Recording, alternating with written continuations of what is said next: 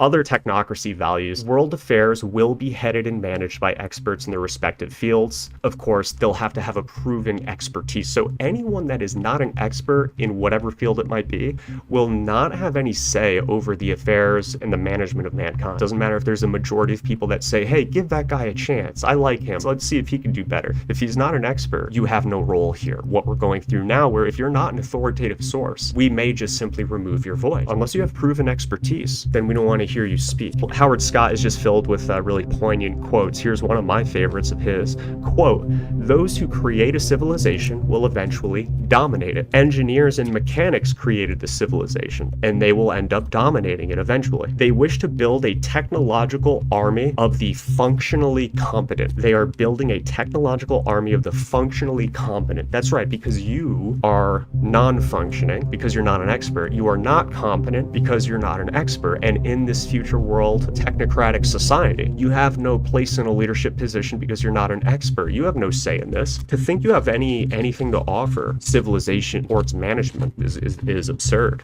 And of course, according to Howard Scott, there's no need for democracy.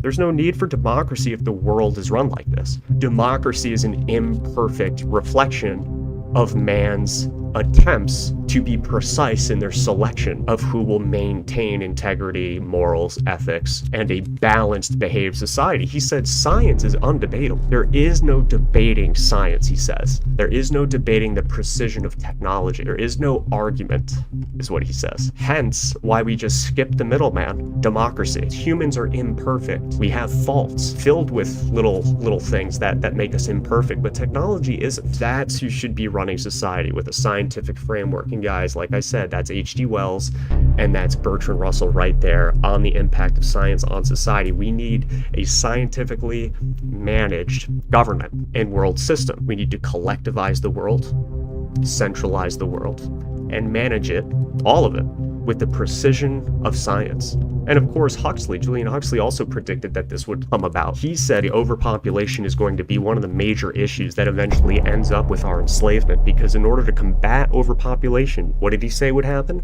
The only way to combat overpopulation, one of the existential threats that the Club of Rome, First Global Revolution, precursor to the World Economic Forum, said we need to start focusing on global threats. That's the only thing that's going to give us the global cooperation we need in order to install this framework. Hence, Klaus Schwab ranting about global cooperation.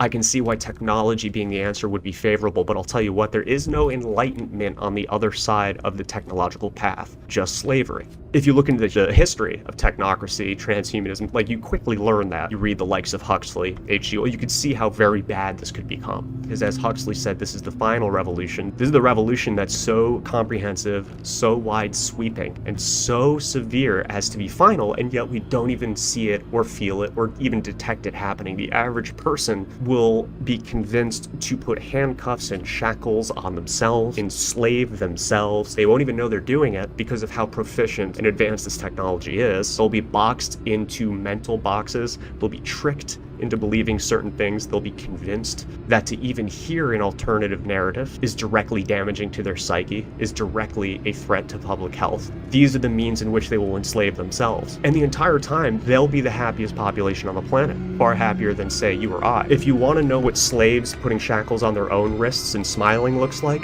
just wait 50 years.